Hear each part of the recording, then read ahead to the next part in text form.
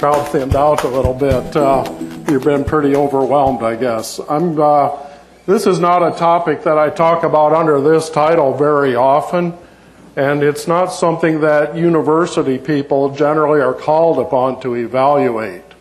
And so I'm going to talk about it today because we're always interested in management and what management things make a difference in net return and so on. So you're going to hear from me a lot this afternoon about does this pay and net return, and is there something there for variable rate technology to look at, to exploit, to give you higher incomes.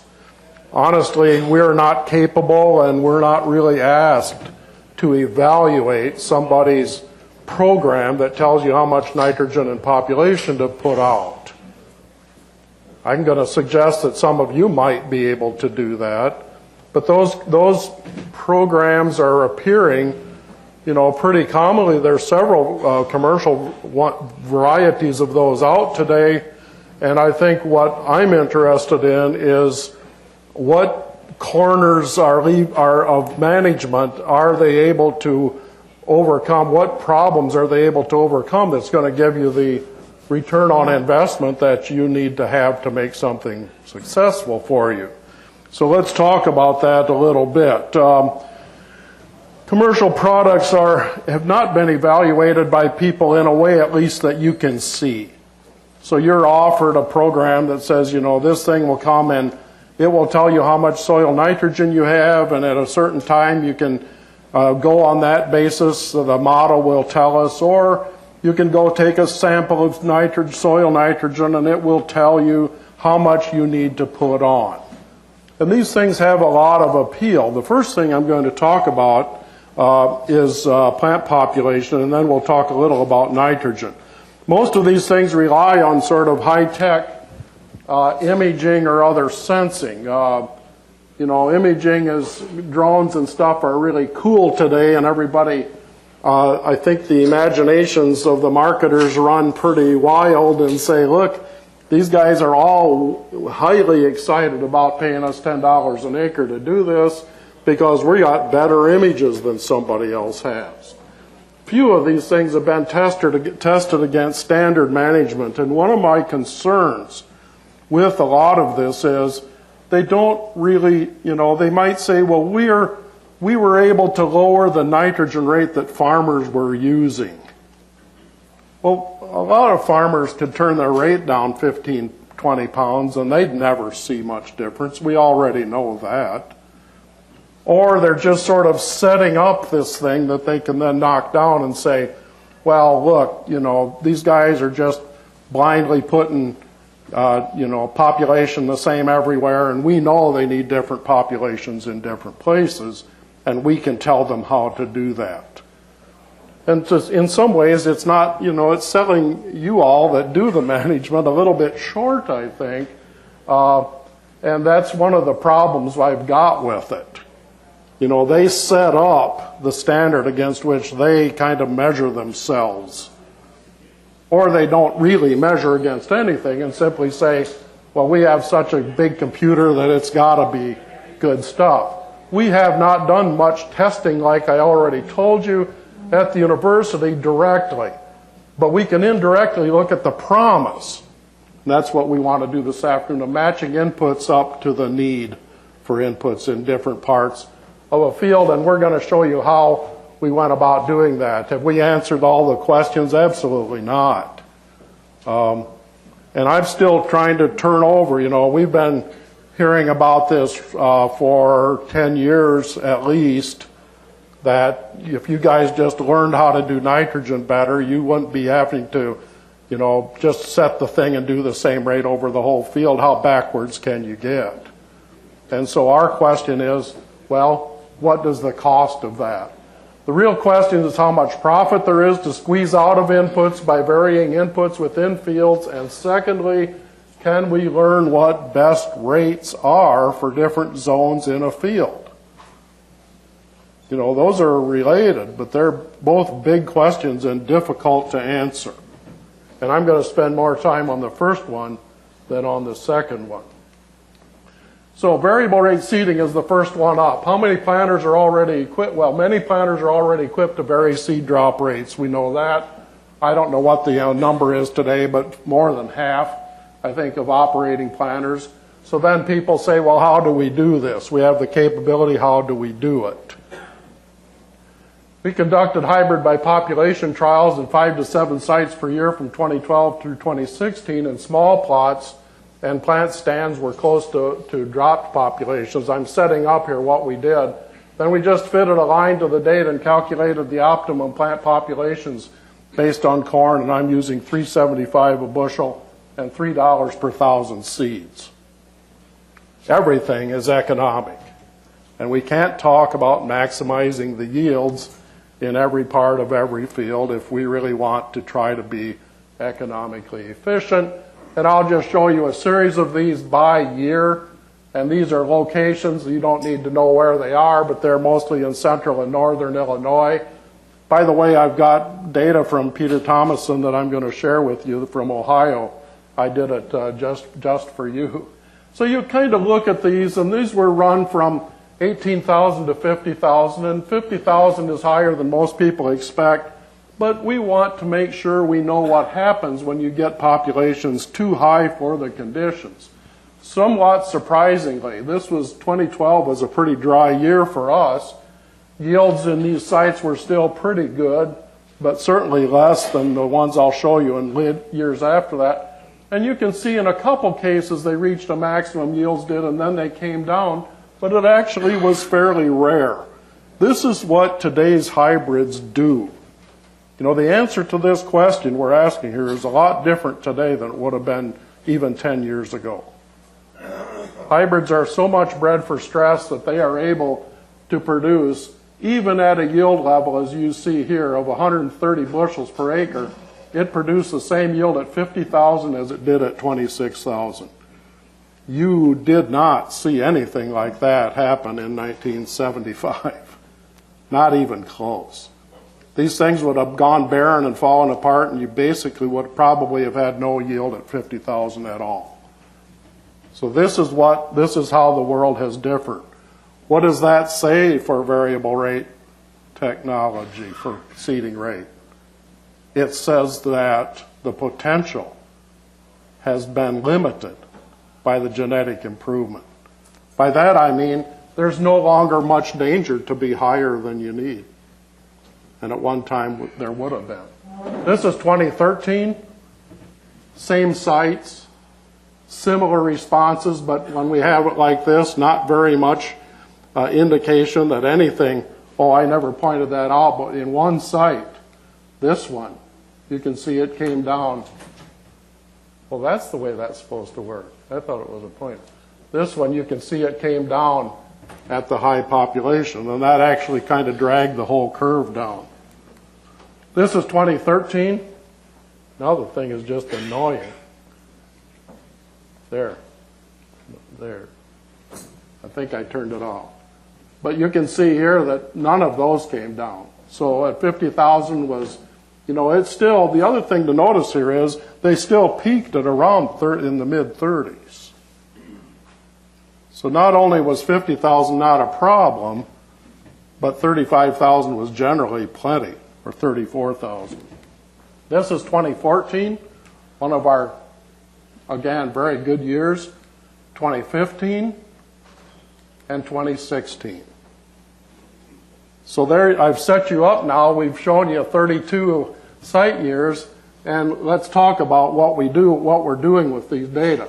So this is an example of one type of response, and you only saw one of them there that went up, reached a maximum, and then came down.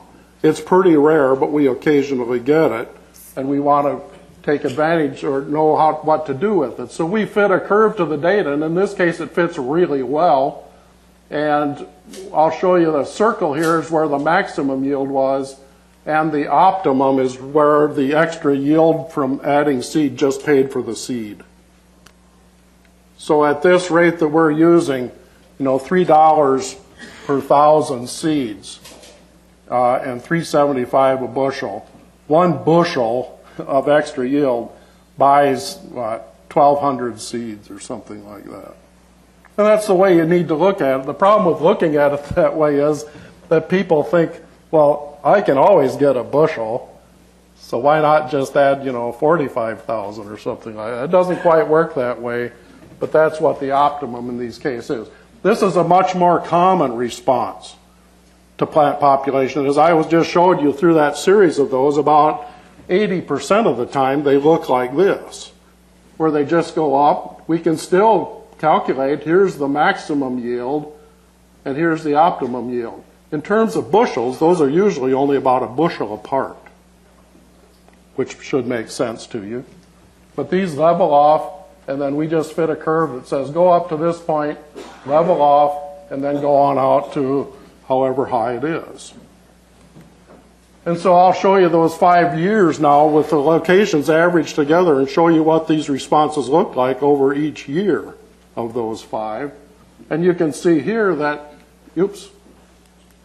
even though years were, yield levels were a little bit dissimilar, the optimum yields of populations each year were almost the same,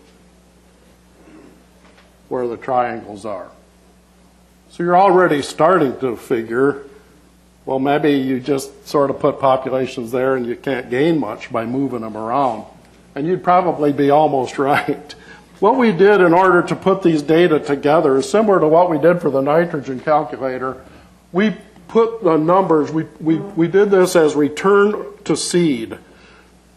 What I mean by that is it's just the yield at any point along here times the price of corn minus the seeding rate times the price of seed. So it's the net marginal return to seed. In other words, when we hit the highest point of this curve, that's where our maximum return to seed is. That's what we would call the economic optimum, as I used before. So that's what it looked like when one set of data looked like that top one where it goes up and then levels off. So the return to seed is coming down from the high point here, but it's coming down as a straight line. Basically, we're spending money for seed and we're not getting anything back for it. So we're losing net income in that case. This one goes up, reaches a maximum, and then it comes down as a curve, and that's the difference between them. So this is all 32 of those site years that I showed you by year and averaged over years. This is what the 32 site years of data looked like in terms of return to seed. So I'm setting you up here to tell you what we try to conclude from a study that didn't start out to be a test of variable rate seeding, but we're trying to sort of turn it into one. And if you just average those 32 curves, this is the curve you come out with, and it tells us that the maximum return based on those 32 separate trials we did occurs at 33,461 plants per acre, and that return is $740.09. So that yield level would be, I didn't check it exactly, 220 or something like that.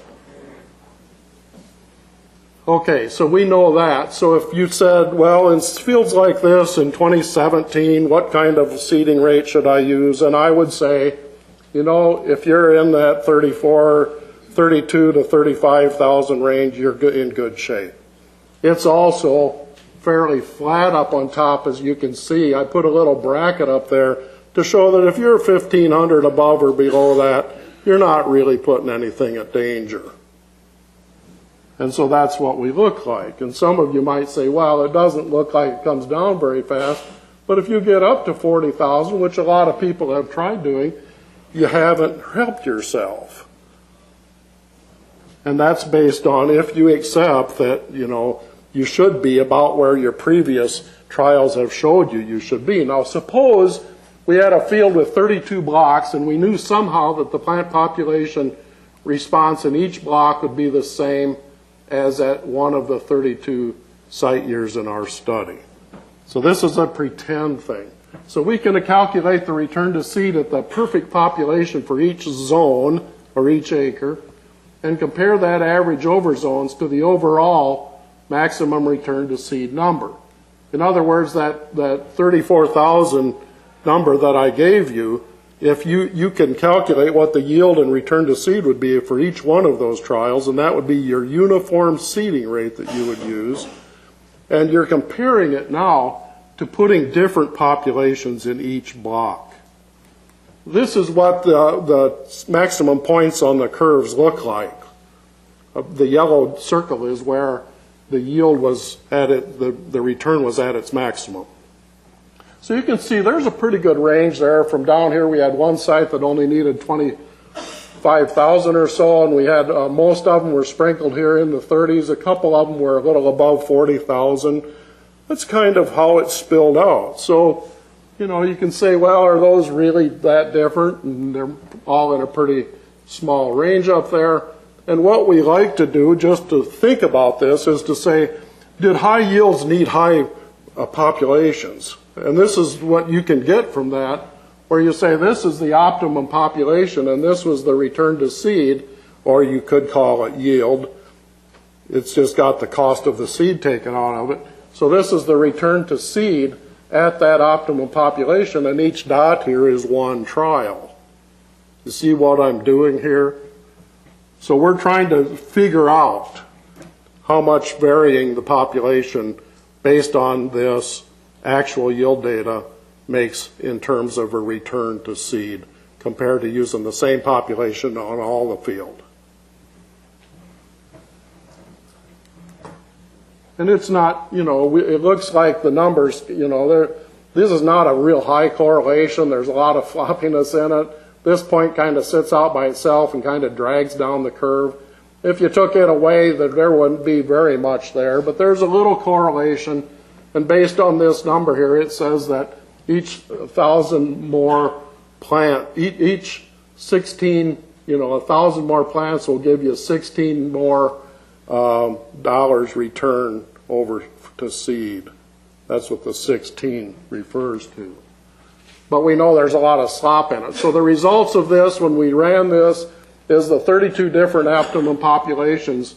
The average of those was 33,399 plants. We needed 62 fewer plants compared to that 32,000 or 34,000 that I showed you earlier, 34,461 needed for the overall maximum return to seed. The average maximum return to seed, again, from using these variable rate seeding, I'm calling it now, or different populations in each block, was 742.89. That's $2.80 more than our return would have been using the same population on all of it. You say, well, that's not very much. Well, here's where it comes from. The 19 cents of it was from the 62 plants that we were able to save, lower seeding rate. And $2.61 was from the higher yield. We had 7/10 bushel higher yield on average if we use that, the seeding rate pegged exactly for each block out there. You say, well, that doesn't really tend to look very right. How did that happen? And the reason it happens, if you go back to this, you see that the 34,000, you know, is just in here somewhere about in the middle. Some of these would have had a higher yield and a better return to seed if you had moved them up to that. Others would have had a lower one, so on average they changed by only 7/10 of a bushel. Now, this is the data that you're seeing. You're the first group to see it. I asked Peter if he had some data on plant population response, and he sent me a great big spreadsheet that I had to do a lot of work on. And we ended up with 84 trials that he's done over the same time period we did them in Illinois. And these were quite different. The responses are pretty different in that almost all of them, something like 75 of these, responded in that quadratic sense. In other words, they didn't reach a plateau and then sort of level off. They went like this, the yield responses. And I think that's partly because the soils are different. Some of these are tilled, some are no-tilled, some are residue studies, some are multiple hybrid studies. And I just took them and crunched them all and had one function from each one. And so this is equivalent to what I showed you from Illinois.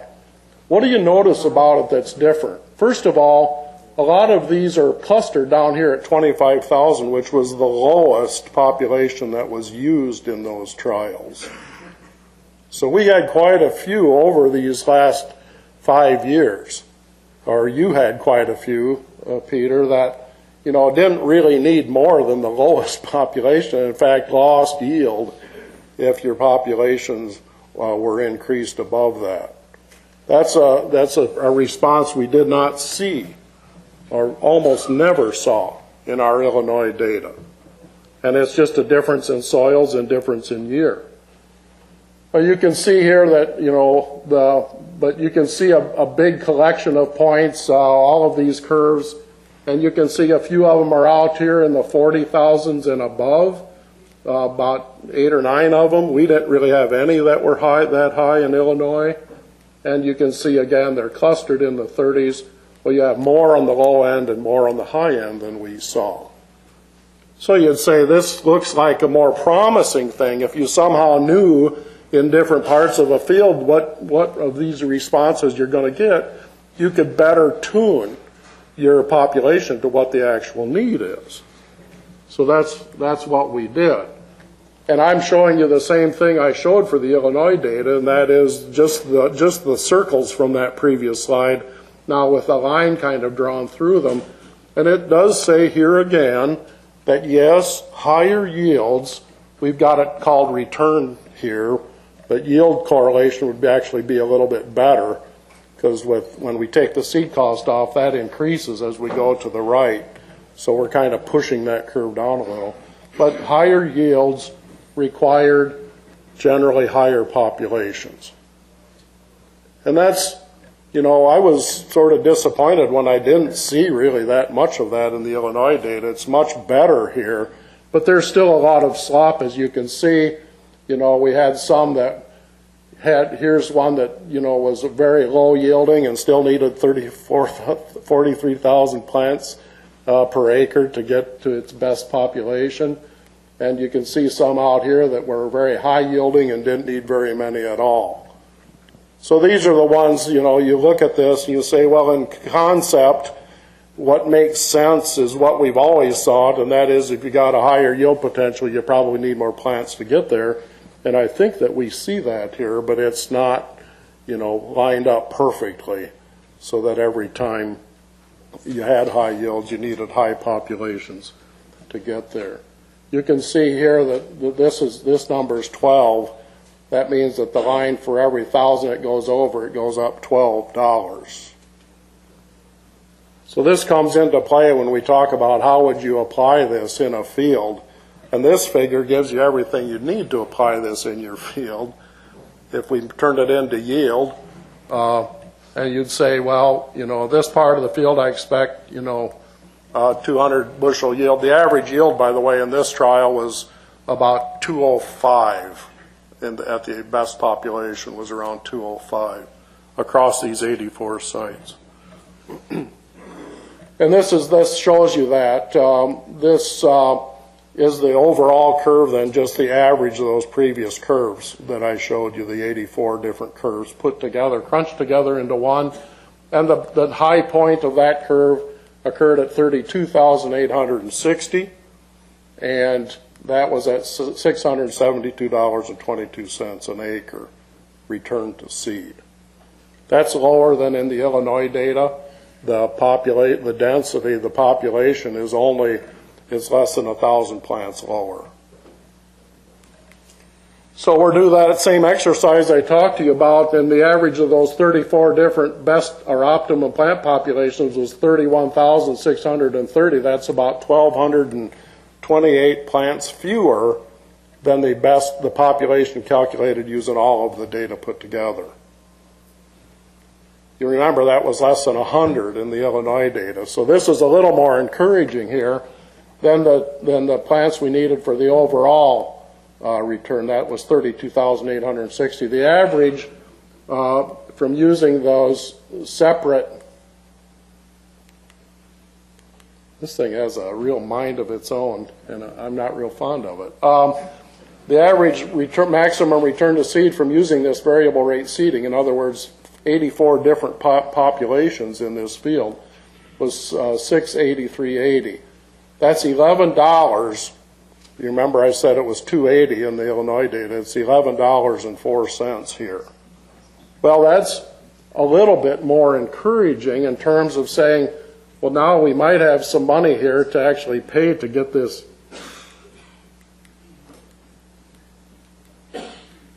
Okay, it's not going to stop. And that 1104 was $3.68 from the lower seeding cost and $7.36 from the higher yield. So we averaged about 2 bushel higher yield if you could fix the population in each part where it needed it. It's still a pretty modest return, but it's greater. And when you looked at the data, you could see that it had more potential, that it changed a lot more from one place to another than we saw under our conditions in Illinois.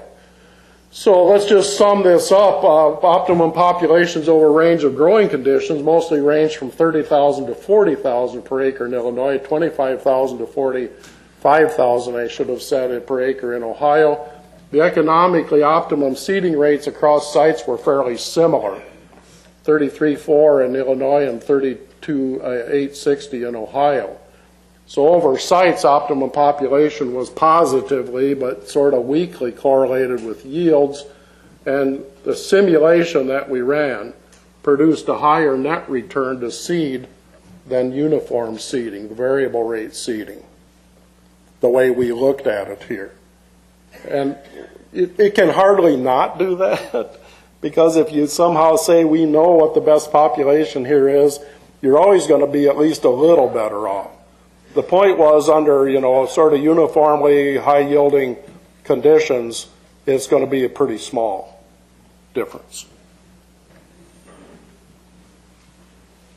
No, I'm not even holding it up there, and it's still there. So we'll try to figure this out. Much smaller in Illinois than it was in Ohio.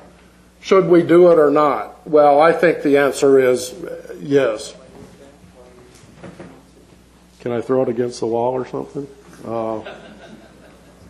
It decided to be a modem at some point in its life. I did get it to go off one time, but it came back on. The penalties for over and under seeding are not large, and that's the good news. The relatively flat yield response to changing population suggests that this return is going to be somewhat limited to variable rate seeding, and I think I've already said that. Here's the kicker. Predicting the actual optimum seeding rates for different parts of the field is not going to suddenly get easy. We've seen that we tend to use, and so with limited returns, I just tell people don't spend very much to do this. And people say, well, yeah, I can do my own, and I think that's the best approach. You can get somebody to help you, but, if you're only going to look at $4 or $5 maybe on average to this, and that's knowing that you're going to get, that's going to help you when the conditions are good or predictable. But just use higher seeding rates where you expect higher yields, 1,000 seeds for every difference of maybe 4 to 5 bushels per acre that you expect in a field. But, and this is a big but here, don't drop seeding rates much in the lower yielding parts of the field unless you know why they're lower yielding. If you just see a yield map and say, well, I'll use that and you don't know why the yields were low in parts of the field, that's a mistake. We have a lot of fields in 2015 particularly where the low parts were drowned out. If that's why it was low, you don't want to lower the seeding rate in that part of the field. If you have fields that have, a sand lens or something like that in them, or a place where you've never seen the yield monitor go above 80, that's a good place to put fewer plants. But there's always a little bit of a problem with this, and that is that, trying to play it safe in parts of the field where you don't expect high yields, and then you get weather for really high yields, you could actually cost yourself some income. And that's the experience we've had in Illinois, in the last 3 years. Certainly in 14 and 15, people routinely in the soils that are flatter and blacker, they took higher yields off of the part that sloped a little bit in fields than they did over the flat parts. And that was because of drainage. And that was in tile drained fields. And it was almost universal. I said, well, that's a lesson. If normally on those slopes you'd put less population because you expect lower yields, you probably would have hurt yourself in a case like that. I think there's been too much enthusiasm for trying to drop rates to show that variable rate seeding works. And believe me, folks, this isn't the right path to take. Now, by the same token, we don't see any reason to be raising populations up to 40,000 in some parts of the field either, because we so seldom get a response up to that level. So just be reasonable about it, I guess, sums it up as well as anything. I'll just mention something about the hybrid question with variable rate. Should we treat hybrids differently? Maybe, but I'm just showing you a set of hybrids we had there in 13 and 14 and 15 and 16. And my bottom line on this is that hybrids are way more alike than they're different, these top yielding hybrids that we had in these trials. And I think even though seed companies, I think I have a slide in here, the set of high yielding hybrids we've used are more alike than they are different in their response to population. One or two hybrids may show sort of opposing trends sometimes, but that's not consistent over years or over sites. You can't count on it.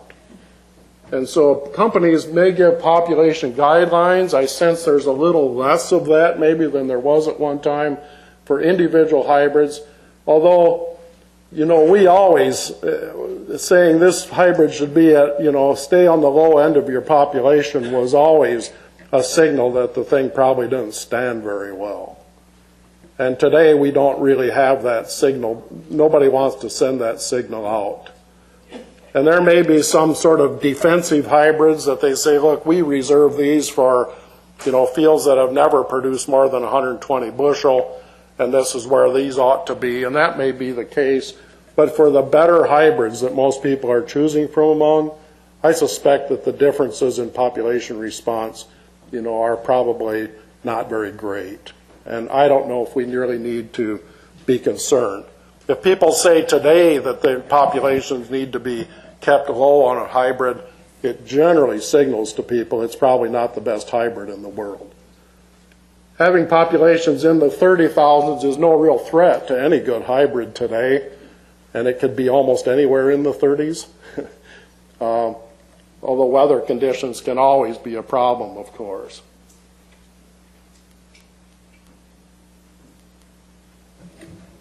Well, that's pretty interesting.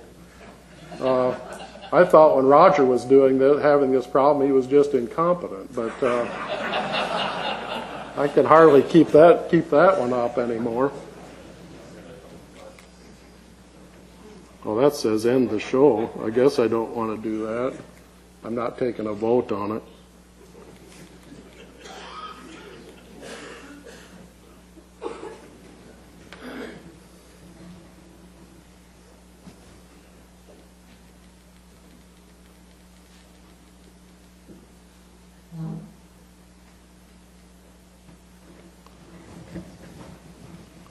I'm not going to use that anymore. So we're good with that. Variable hybrid planting is one of the newer things that's come out, and I got thinking about this, and in some we had some of this back. I think the first interest in split planter trials and so on was probably 15 to 20 years ago, and companies did some of that, and then they kind of quit talking about it, and we haven't heard very much about it until, lo and behold, a planter comes out. Planters start coming out that have variable hybrid, split seed tanks, and you can put two hybrids in and plant them in the best part of the field. I've never quite figured out if seed companies really wanted that. My suspicion is some of them really didn't. And all I was able to do, I went into a couple of our data sets. This is just from our hybrid trials, and we had two hybrids from DeKalb, the 6360 and the 6277, close in maturity.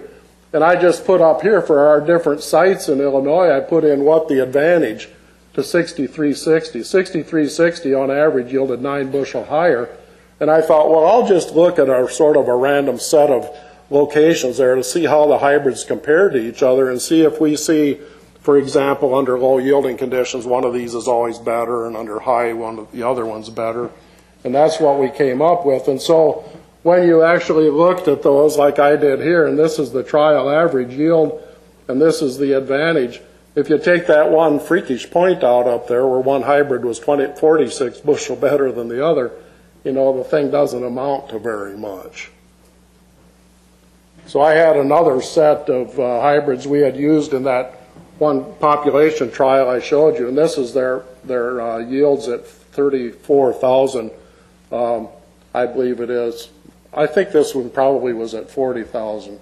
So I just gave them to you here, and I'm not pausing on this very long, but you can see here that these are the 4 hybrids, 2 DeKalb, 2 Pioneer hybrids, and is one of these bars routinely higher than the others, or do they flop around? And the answer is they flop around quite a bit. There's a couple places there you can see where the Pioneer 08987 seemed to be higher than anything else.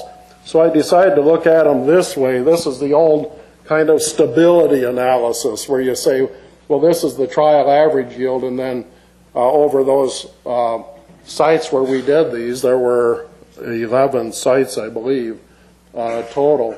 And a lot of them were in that 230 to 250 range, and some of them were really high, just to see if, you know, in high yielding conditions, again, to see how these, if they did better, some of them did better at high yield conditions than at low yielding conditions. And this one up here that does have those high circles is the one I pointed out to, that blue bar from before.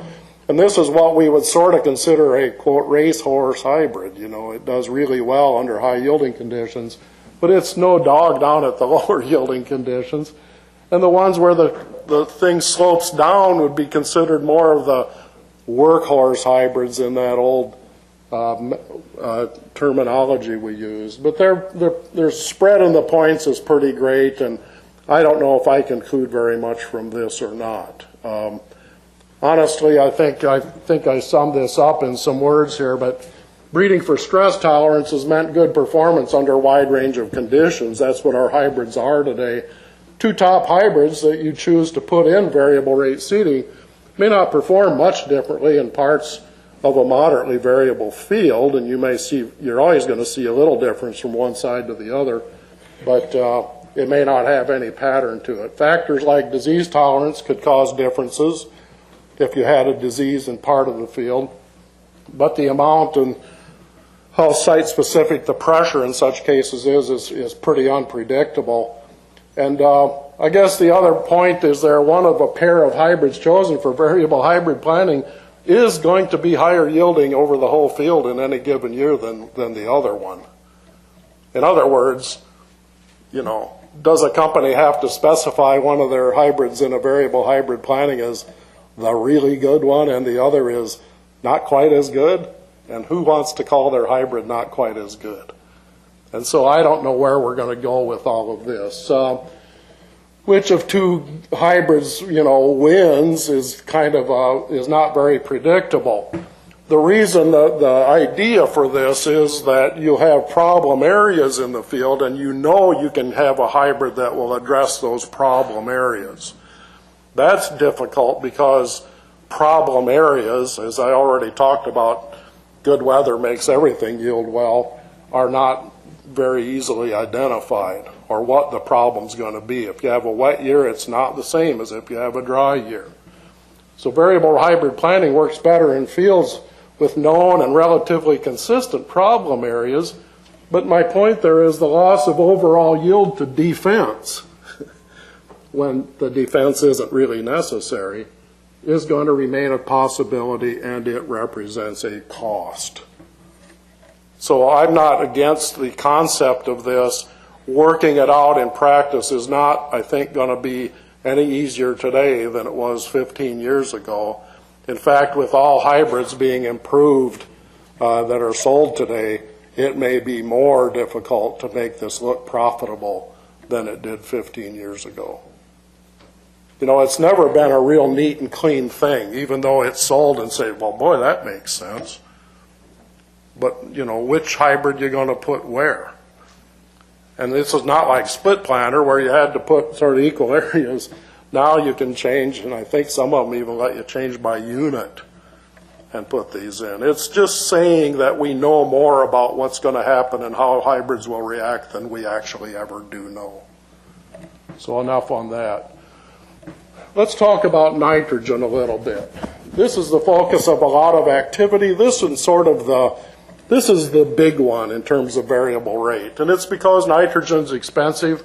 It was more expensive than it is today. And we're sensitive to putting too much on, or at least in the theory we are, and having it leave the field.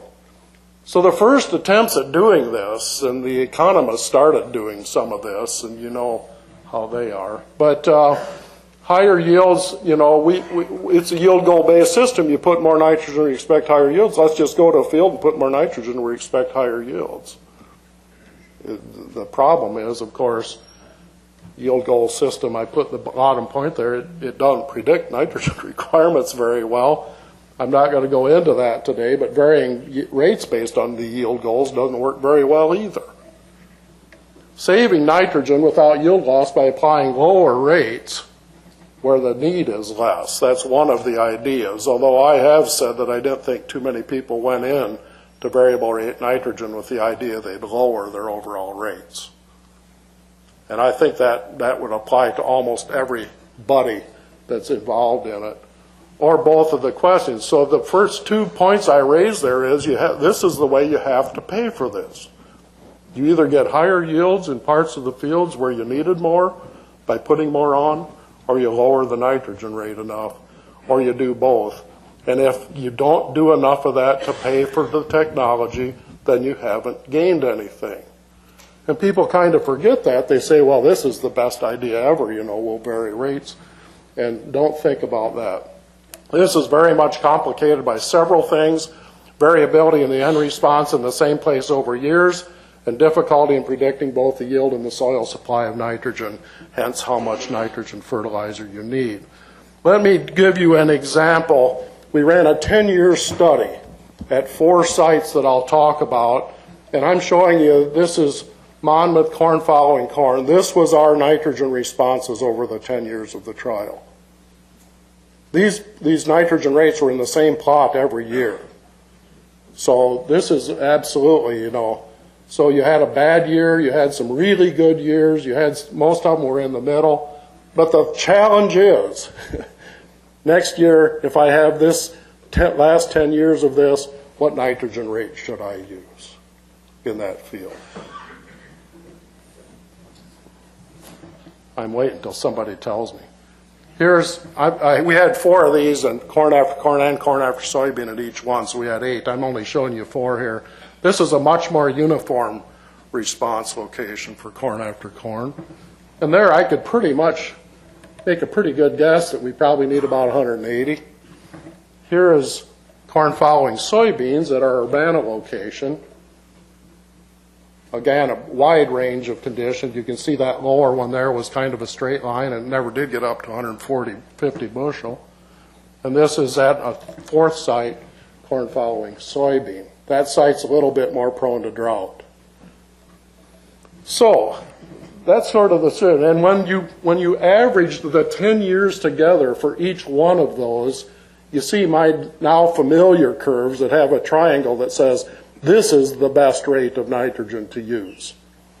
And we just use, again, 375 corn, and I think nitrogen at a price that a bushel of corn buys 10 pounds of nitrogen. That's normally sort of our default, and it works pretty well most of the time. So you've got the 4 locations, 4 lines up there with their triangles on them, and you look at them and they don't look very different. So then you're sort of pondering a little bit. That lower one, PR, is Perry. That's the one that I said was subject to drought, and it's got a little bit lower yield and nitrogen. And then I've got the average overall curve that's there, and it's right there in the middle. So you can kind of get a sense of where I'm heading with this. We're going to pretend that we really do know now, based on 10 years of data, what nitrogen that field should have next time we plant corn there. And we did that. So here's what we had. These are the 4 locations, and then the average of all the data, and then the average of the 4 locations, which are not the same. So you can see here, we can skip the N max and Y max. That's the yield and nitrogen rate at the maximum yield. And then the optimum ones are here. And you can see for Perry it was 161, producing 144 bushel, down to DeKalb where it was 205 pounds of nitrogen, and that produced 179 bushel under these conditions. And this is return to nitrogen, done just the same way I told you we did population. So this is now when we simulate a field, and that's what we're doing here. So I called each location a soil type now out in a field. And you can see where we're headed. So at the optimum for all the fields, which is 177 pounds, this is what the yield and the return was. So if we had used the uniform rate over the whole field, that's what we would have used, and that's what our return would have been, $312.19 return to nitrogen in that field. If we did them for the 4 blocks in this field, 4 zones, each with their exact nitrogen rate that they needed, the ones I just showed you, then you can see how different the nitrogen rates would be. We go from that 161 in one part of the field to 205 in another, and we'd end up with using an average of 179, 2 pounds more nitrogen, and getting 1 bushel more yield, and we would have returned $2.25 more per acre. So this is, again, this is, you might look at that and say, well, that's not the real world. Well, how do you know in one of your fields how the nitrogen responses would actually vary over this year? Do we know how to set? Oops. Boy, this thing is on my case. I think it's ready to sing something now.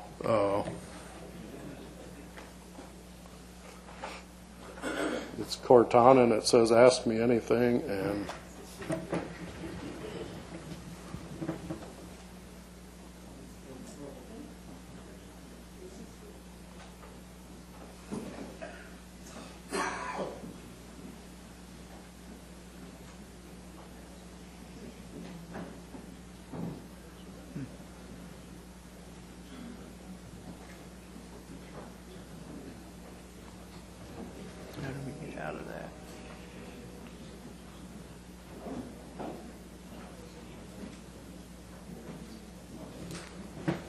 okay, I think we're back. Okay, so all that's left to do now is we're doing the corn after soybean one. As you saw, those were, they don't need near as much nitrogen. And they were in the same fields, the same trial as the corn after corn ones I just showed you. So the data are real, and you can see how much variability we have there. And this is by location then. You can see our optimum nitrogen rate varied from 113 to 150 over those locations, and the yields from 143 to 215 at the optimum. And this is our simulation of using these in a whole field then. And you can kind of see we ended up with very similar results. Your return to nitrogen is lower with corn following soybean because it doesn't produce as much yield increase. So we're calculating it as a return over zero nitrogen. And you can see here that we gained $2.04 if we put nitrogen exactly the amount that was needed in each part of this field. So our ongoing lack of ability to predict N rate for a zone or field before or early in the season is going to continue to be a problem for variable rate. Basing it on yield goal for a soil or zone is not reliable. Yield potential and soil N supply this is kind of a critical point. They're both related directly to organic matter, if that's the main variable across a field. The good conditions for corn growth are good conditions generally for mineralization of nitrogen from the soil. They tend to cancel each other out. And the honest reality, if you looked over everything, you would probably start to pick up that optimum N rates are higher where soil organic matter is lower, and lower where soil organic matter is higher. And so the need for nitrogen might be the inverse of what we expect the yield potential to be. So I've often asked, yes? If you've got let's just take a field and say in this corner of the field the organic matter is 3.5%, and in the rest of the field it's 2.5%. Where that organic matter, unless there's a drainage problem there, that's where we would expect the yields to be higher, and we would also expect the supply of nitrogen from soil organic matter to be higher. So what it's telling us is those things the need tends to be met easier where the need is greater. And I've often asked people, one person recently said, I'm doing variable rate nitrogen. I said, how are you doing it? He said, I'm increasing my nitrogen fertilizer rate where my organic matter is lower. And I suspect that's the proper way to do it. It goes against what people always have thought with nitrogen and a lot of other things, is that higher yields need higher rates. And it's simply not true. If the soil is the main difference there, then I think we need to use common sense about there. And I just raised the question, might using lower N rates where soil organic matter is higher make sense? And I think it does. Like variable rate seeding, the return to variable rate nitrogen may be modest. And we probably need to keep the costs low with this.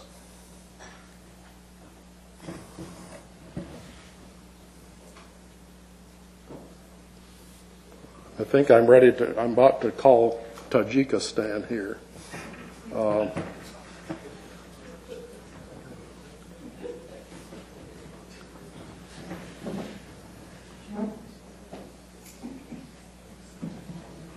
Okay, I'm going to learn by the time I'm done here in about 5 minutes what I should be doing here. So another comment, I didn't talk today much about canopy sensing and basing variable rates on color, crop color and photographs and drone pictures and that kind of thing. But our ongoing lack of ability to predict N rate for a zone is going to continue to be a barrier. I move on to the next one. And just say that canopy sensing to decide has been a major effort, but deciding the right amount of deficiency, getting the right amount of deficiency to make sensor-based or photograph-based application rates has not been very easy to do. We've had, 8 or 9 years now, probably, the onboard sensors that put real time, they sense the canopy color and put more nitrogen on where there's lighter color.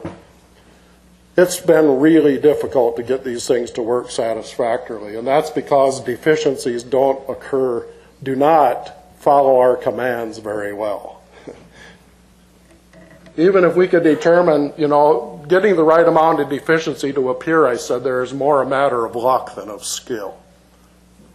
This last year, with the conditions we had in May and June, our corn was this tall before zero nitrogen started to look deficient. And there's no way a side dress application would have picked up a difference. No way.